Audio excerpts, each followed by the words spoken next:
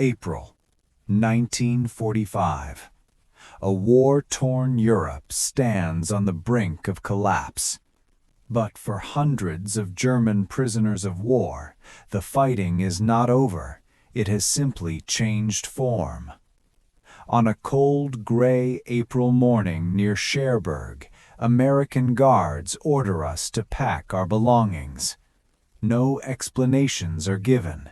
No destination is mentioned. It is the Tuesday before Easter, but the calendar means nothing here.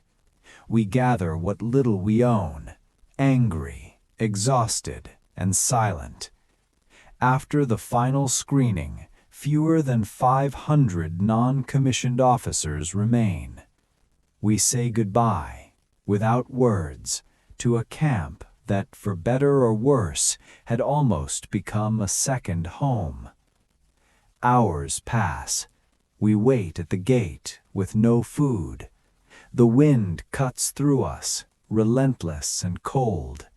Impatience grows. Some demand to return to the tents. Then, at last, the gates open. We march south between long rows of American soldiers, rifles resting on their shoulders. No insults, no hatred, just quiet faces watching former enemies pass. Poles, Czechs, Austrians, a strange parade of European nationalities, all wearing German uniforms. We leave the camps of Cherbourg and reach the same road where we were beaten months earlier. How peaceful it feels now, almost sympathetic. At the harbor, fear returns. Hands search our pockets. Knives, tools, handmade objects. Everything is thrown into the sea.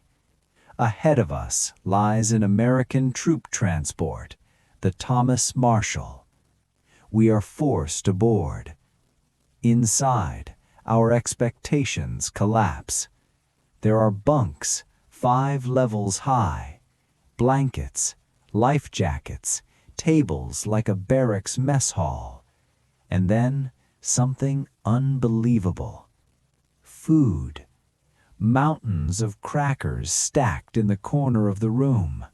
A voice announces over the loudspeaker that everyone may take as much as they want. Laughter erupts, real laughter, the kind many of us had forgotten. The pile disappears within minutes. Guards sit among us, their weapons soon laid aside. An American officer enters the room, inspects it, and speaks calmly. No one on board will go hungry. There are plenty of provisions. The prisoners applaud, not because the war is forgotten, but because hunger, for the first time in years, is gone. We talk quietly among ourselves. Some fear England, others hope for America. One man says it plainly, "I don't care if they take us to the moon, as long as the hunger is over." That night, the ship leaves harbor. Europe disappears into fog and darkness. The Atlantic quickly reminds us who is in control. Storms rise, waves crash over the deck, seasickness spreads like an invisible plague. Men who survived artillery, bombs, and starvation now lie helpless, vomiting, shaking, unable to stand. Guards suffer alongside prisoners. Enemy uniforms mean nothing here. At one violent udar, panic erupts. Many believe we have been torpedoed. The loudspeaker cuts through the chaos. There is no reason for panic. It was only the sea, lifting the ship and slamming it down again.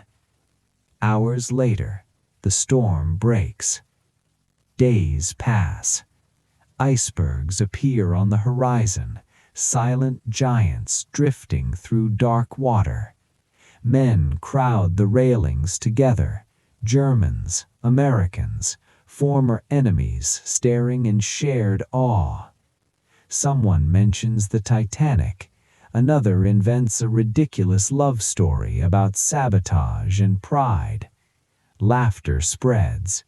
Even here, between war and captivity, people remain human. Dolphins begin to follow the ship. Biscuits are thrown into the sea. A strange thought crosses my mind. Weeks ago, these same men would have risked their lives to kill these animals. Now, we feed them. At last, land appears. New York rises from the water, steel, stone, and sky.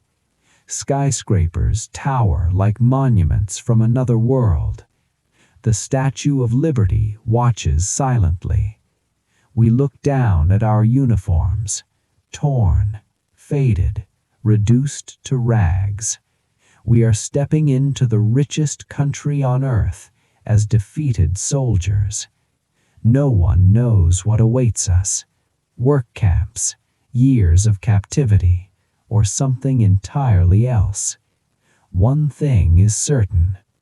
The war may be ending, but its echoes will follow us for the rest of our lives.